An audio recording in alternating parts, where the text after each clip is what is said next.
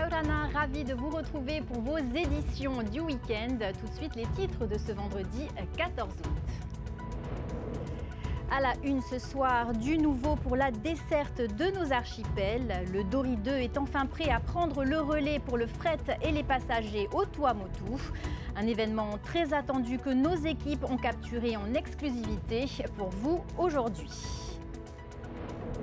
À la une également ce soir, la page franchit un nouveau cap. L'association polyvalente d'action socio-judiciaire inaugure ses locaux. Nous recevons ce soir Toumata Elm, responsable du pôle socio-judiciaire. Et puis l'envolée vers Singapour. Nos 180 rameurs et accompagnateurs ont pris l'avion ce matin pour les championnats du monde de Va'a. Entre casse-tête logistique, formalités strictes et détermination des Haïtos, nos équipes étaient à l'aéroport pour le grand départ.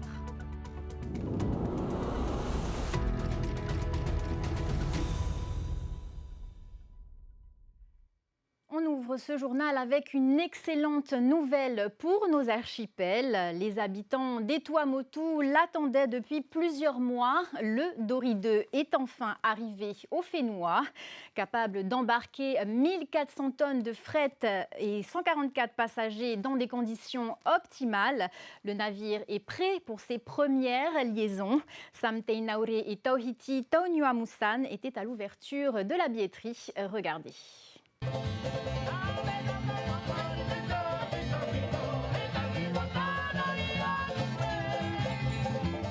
Sur des chansons Paumotu, les premiers clients du Dory 2 ont pu se renseigner sur le transport de fret, de passagers et surtout sur les différentes étapes du voyage. C'était l'opportunité aussi de pouvoir voyager à travers un bateau et puis pouvoir visiter d'autres îles aussi en même temps. Parce que je pense qu'il y avait aussi la possibilité de... Premier stop, c'était Tikeo. Moi, comme j'allais à Rangiroa, je pouvais visiter une île en intermédiaire. Cette famille de Rangiroa vient d'arriver de métropole et saisit l'opportunité de ramener une grande partie des bagages à moindre coût. Parce que ça sera moins coûteux pour nous. Ouais, parce que si on ramène tout parce qu'on est revenu chargé, très chargé, et s'il faut ramener tout ça par fret aérien, ça va coûter. Voilà. Pour les premières heures d'ouverture, les guichets ont enregistré une trentaine de visiteurs pour des renseignements, des achats de billets passagers et de fret. Le Dory 2 peut transporter près du double de la capacité de fret du Dory 1 et le nombre de passagers passe de 10 à 140. Donc c'est à peu près 1400 tonnes de fret et pour 140 passagers en place business class avec siège inclinable. Et les destinations sont au départ de Papeete, Tikehau, Rangiroa, Whakarava, Ahe, Manihi, retour sur Rangiroa, Tikehau et Papeete. Les premiers passagers ont pu tester les sièges et ont validé le label Business Class. Je pense que toutes les îles qui vont desservir l'attendent avec impatience. Et l'intérieur, je viens de tester les sièges, c'est magnifique. On se croirait dans un avion, en business class en plus, parce que les espaces sont assez larges. Et je pense que les passagers qui vont le prendre seront aux anges, franchement. Le navire peut également accueillir des personnes à mobilité réduite. Il dispose d'un restaurant et de douches, d'un pont supérieur avec un salon aménagé, un bar et même un écran de cinéma. Autre particularité, le Dory 2 dispose d'une infirmerie et de bacs pour le ramassage d'ordures de chaque escale. Le projet de Dory 2 a été motivé par deux objectifs, renforcer la continuité territoriale et améliorer la qualité de vie des Paumotu. Mais le secteur maritime fait aussi face à l'envers du décor, la fin de vie des navires. Et retirer une épave du lagon ne suffit pas. Entre pompage des hydrocarbures piégés dans les cales et démantèlement sécurisé, aperçu d'une opération hautement délicate pour éviter tout risque de pollution, Meriteato sur les images de Samtei Nauri. Sous la coque, les plongeurs commencent par chercher les failles. Brèches, voies d'eau, état général du bateau. Chaque détail compte avant de remettre l'épave à flot. Car dans ces navires abandonnés, les équipes peuvent encore retrouver du gasoil ou de l'huile. Tout a été sondé donc par Rayatea Carénage. Il y a eu des plongées qui ont été faites. L'idée était de voir les brèches, les voies d'eau, l'état général du bateau pour pouvoir le remettre à flot enlever tous ces déchets finalement, pomper tout le gasoil et l'huile qui étaient encore présents. Une fois dépolluées, certaines épaves peuvent être remorquées jusqu'au quai.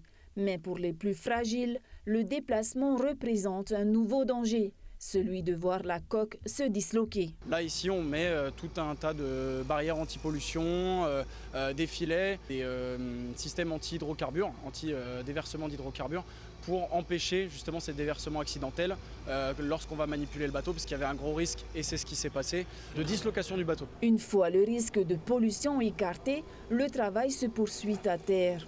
Batteries, fusées de détresse, literies et autres déchets sont retirés avant le démantèlement final. L'épave peut alors disparaître sans que son retrait n'ajoute une pollution à celle qu'elle représentait déjà. Autre temps fort cet après-midi, l'inauguration des nouveaux locaux de la page, Te Ramaura à Papeete. Fondée en 2020, l'association accompagne les victimes dans le cadre des procédures judiciaires, mais pas seulement. Aujourd'hui, ces équipes prennent également en charge les auteurs d'infractions grâce à un suivi socio-judiciaire renforcé, assuré pendant et après les audiences. Et pour en parler et aborder ces questions de justice, d'accompagnement et d'aide aux victimes au Fénois, nous accueillons ce soir Toumata Elm, responsable du pôle socio-judiciaire de la page. Yaurana Toumata. Alors, merci d'être avec nous déjà. On vous retrouve aujourd'hui dans de nouveaux locaux pour la page. C'est parce qu'il y a plus de besoins qu'auparavant ? C'est surtout parce que l'équipe s'agrandit et effectivement parce qu'il y a beaucoup plus de révélations qu'il y a quelques années, que les victimes aujourd'hui savent où s'adresser et que les besoins du coup sont grandissants. Il y a énormément de révélations aujourd'hui et donc il y a nécessité d'accompagner toutes ces personnes. Alors, la page tourne autour de deux grands axes, l'aide aux victimes d'un côté et le suivi socio-judiciaire de l'autre. Quel est précisément le rôle de votre pôle au quotidien ? Alors, le pôle socio-judiciaire a été créé en 2009, donc 9 ans après la naissance de la page, et il prend en charge en fait les auteurs d'infractions pénales qui sont orientés vers les délégués du procureur de la page pour la mise en place de mesures alternatives aux poursuites. Donc, les délégués du procureur reçoivent les personnes en audience et ensuite assurent le suivi des mesures que ces personnes sont dans l'obligation d'exécuter. Alors, votre pôle accompagne donc des personnes poursuivies par la justice. Ces dernières semaines, l'actualité a été marquée par des meurtres présumés à Fa'a ou Rayatea, où ce sont des femmes qui sont mises en cause, et c'est un peu nouveau, sans entrer dans le détail des affaires. Est-ce que le suivi de ces femmes demande une approche particulière ? Alors, c'est nouveau dans les infractions les plus graves, mais ce n'est pas nouveau dans les violences intrafamiliales. En fait, ça reste, que ce soit un homme ou une femme, ça reste un auteur d'infraction. Donc, non, il n'y a pas de prise en charge particulièrement différente en fonction du genre. Par contre, on rentre souvent beaucoup plus dans le détail de ce qui s'est passé avec les femmes, puisqu'elles ont beaucoup moins de difficultés en fait, à nous expliquer comment elles en sont arrivées là. Et le travail peut se faire un peu plus rapidement quand même qu'avec les auteurs masculins. Alors, autre sujet fort, la circulaire sur les violences sexuelles sur mineurs. À Papeete, plus de 300 dossiers sont en attente. Quelles sont les conséquences de ce retard de la justice sur le terrain ? Alors, c'est une grande frustration du côté des victimes parce que ça prend énormément de temps. Monsieur le procureur général est intervenu il n'y a pas longtemps pour expliquer en fait les délais qui sont ce qu'ils sont. Le rôle de l'association d'aide aux victimes, du coup, ça va être de les accompagner durant toute cette procédure et aussi réaliser que, de toute façon, la procédure judiciaire en elle-même ne va pas suffire à elle-même pour les réparer. Il y a tout un accompagnement derrière aussi qui est indispensable. Et donc, l'association d'aide aux victimes va les accompagner tant sur le plan judiciaire que sur le plan psychologique. Alors justement, comment est-ce que vous faites pour garder le lien avec ces jeunes victimes et leurs familles et éviter qu'elles désespèrent face au délai de la justice ? Justement, c'est cette transparence sur les délais que prend la justice qui est nécessaire en fait, parce qu'elles ne comprennent pas pourquoi ça prend autant de temps. Donc ça, les juristes en fait vont être là pour leur expliquer le temps de l'enquête, les auditions, qu'est-ce que ça demande en fait comme organisation. Et les psychologues, après, vont commencer déjà à les préparer à ce temps de justice qui est quand même très éprouvant pour une victime. Alors, l'inceste reste très présent dans les familles en Polynésie ? Oui, malheureusement, on en parle beaucoup. Enfin, nous, en tout cas, c'est un sujet qui nous inquiète particulièrement, les violences sexuelles sur mineurs, puisqu'elles sont majoritairement commises dans le cadre intrafamilial. Donc, ça a fait l'objet de nos dernières assises. C'était le sujet de nos dernières assises de l'aide aux victimes. Et l'essentiel, ça va être de réussir à combiner les temps de tous les partenaires qui vont intervenir, parce qu'on ne sera pas les seuls à intervenir dans ce temps-là. Merci Toumata M d'avoir été avec nous ce soir en plateau. On reste dans le domaine de la solidarité et de l'accompagnement avec la santé publique, donner un cap et répondre au désarroi des familles. Le plan d'action pour l'autisme a été présenté ce matin à la présidence.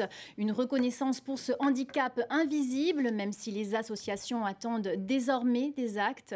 On écoute Caroline Bravi, présidente de l'association Entre deux mondes. C'est une véritable avancée parce que du coup, on est enfin reconnu.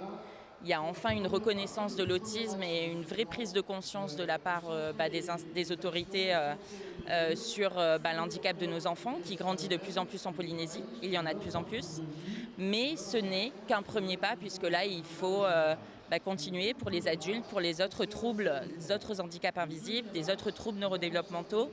Et puis, il faut surtout veiller à ce que ce plan ne soit pas, comme l'a dit la ministre, des jolis mots sur un papier, mais bien du concret pour les familles. C'est le financier qui manque à tous les niveaux, c'est-à-dire que ce soit la formation, que ce soit les moments de répit des familles, que ce soit les prises en charge de nos enfants.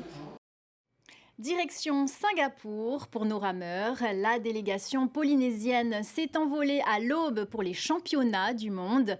Face à 3000 athlètes, l'objectif est clair, faire mieux qu'à Hilo et ramener plus de 42 médailles d'or. Départ avec l'élite du VAA, signé Olivier Huc et Naya Bennett sur les commentaires de Nicolas Pérez. Les 180 athlètes et accompagnateurs sélectionnés pour les prochains championnats du monde de VAA étaient en partance ce matin pour Singapour afin de rejoindre les autres délégations. Un premier défi pour son leader. C'est chaud, c'est pas évident. On voit les responsables avec Here, avec Poema, avec Marie. Ils sont en train de courir de gauche à droite, aller chercher les filles, mettre les étiquettes de la fédération sur les bagages. C'est pas évident. Car en plus des soucis logistiques, la délégation doit aussi se plier à la complexité administrative des autorités singapouriennes. Formalité administrative à remplir, quoi. Et ils ont passé toute la journée à remplir ça pour les 180 passagers aujourd'hui, ce matin. Loin de ces problématiques, les athlètes de leur côté attendent avec impatience le début des festivités. Je suis content de partir et en temps pour une mission d'abord, comme que je vous ai dit. D'abord pour défendre les couleurs du Fénois, notre culture. Et non, après, on s'est bien préparé. On attend le jour J, que ça va venir, sinon on est prêt. Des dimanches, nos Haïto profiteront du plan d'eau de Marina Bay sur lequel ils affronteront dès lundi les 3000 autres athlètes attendus pour ces championnats du monde de VAA. Un défi XXL que nos envoyés spéciaux vous feront vivre au plus près sur place dans nos prochaines éditions. Autre grand départ vers l'Hexagone, cette fois pour la jeune garde du judo polynésien. À 14 ans seulement, Jefferson Yersin s'apprête à franchir un cap décisif. Le prodige de Vénus Judo, tout fraîchement ceinture noire et champion d'Océanie, quitte Haïti pour intégrer le pôle espoir de Reims. Le grand saut vers le niveau, c'est un portrait signé Thomas Chabrol et Mérité Atou. La valise est bientôt bouclée, quelques vêtements et le kimono, compagnon de tous les combats. Jefferson Yersin se prépare, direction la France. Je me sens un peu stressé, mais j'ai hâte d'y aller pour plus d'expérience et pour que je m'améliore dans le sport. À 14 ans, le judoka quitte Haïti pour une nouvelle vie et surtout un nouveau défi sportif, continuer à progresser et à remporter des victoires. Je pense que je suis assez préparé pour ce qui m'attend et la plupart je les connais déjà les combattants parce que je fais régulièrement des compétitions internationales, donc je les vois souvent et je me prépare toujours à gagner, quoi. Le jeune Polynésien rejoint le pôle espoir de Reims, une structure qui prépare les jeunes athlètes aux exigences du sport de haut niveau. Une première expérience loin de sa famille. En parallèle des entraînements quotidiens, il continuera sa scolarité en seconde. On lui fait confiance. C'est vrai que c'est un déchirement, il part très jeune. On sait qu'il va être très bien encadré. Donc il sera entouré de personnes bienveillantes. Il sait qu'on est derrière lui, on le soutient. On sera ses premiers fans. Avant le grand départ, Jefferson profite de ses derniers jours à Tahiti pour retrouver ses habitudes sur le tatami. Un dernier entraînement avec ses amis et pas question de relâcher les efforts. Oui, c'est ça, même si c'est mon dernier entraînement ici, j'essaie toujours d'être focus. Et puis pour eux, c'est la reprise, donc j'essaie quand même de travailler dur pour eux aussi. Quand je vais aller en France, j'essaie de rester dans le rythme des autres, parce que c'est très important. Et je pense que je suis assez prêt pour le suivre, le rythme. Je sais qu'il peut aller le plus loin possible, donc voilà, je suis très fier de lui aussi. Le jeune athlète a commencé le judo à 8 ans dans son club Vénus Dojo Tahiti, une discipline dans laquelle il s'est pleinement investi. Pour évoluer, il a intégré la section sportive du collège de Maïna, puis le centre de performance polynésien. Ses entraîneurs l'ont vu progresser. Depuis tout petit, le plus grand atout de Jeff, il a une aversion pour la défaite. Et à chaque fois qu'il perd, il va toujours essayer d'aller chercher la victoire derrière sur les prochaines compètes, à chaque fois. Des victoires pour décrocher des titres. Cette saison, le judoka est devenu champion de Polynésie, champion d'Océanie cadet en moins de 66 kilos, médaillé de bronze au Canada et désormais ceinture noire. Ici au CPP, mais aussi dans son club, je pense que c'est un travail collectif. Mais c'est vrai que depuis 4 ans, on sort beaucoup. Et c'est ça qui, je pense, fait la différence. Il a acquis des compétences sur le tapis, des exercices qu'on vient de travailler aujourd'hui, par exemple. Mais tout ça, ça n'a de sens que si on va se confronter. Il est allé se confronter. Il a envie, c'est l'essentiel pour moi. Il a envie d'aller plus loin. À Reims, il faudra s'adapter, travailler davantage et gagner sa place. Le niveau sera encore plus élevé. Mais le jeune judoka peut compter sur l'expérience acquise ici, à Tahiti, à l'international, et sur le soutien de son club, de ses amis, de sa famille, pour enchaîner les hippos. C'est la fin de cette édition. Merci de votre fidélité. Ce soir sur TNTV, retrouvez un plat, un talent, une formation. Et enfin, direction le Siam pour les quarts de finale de Pékin Express. Très bonne soirée à tous sur notre chaîne et à demain. Retrouvez ce journal en replay sur notre site internet et notre application mobile TNTV.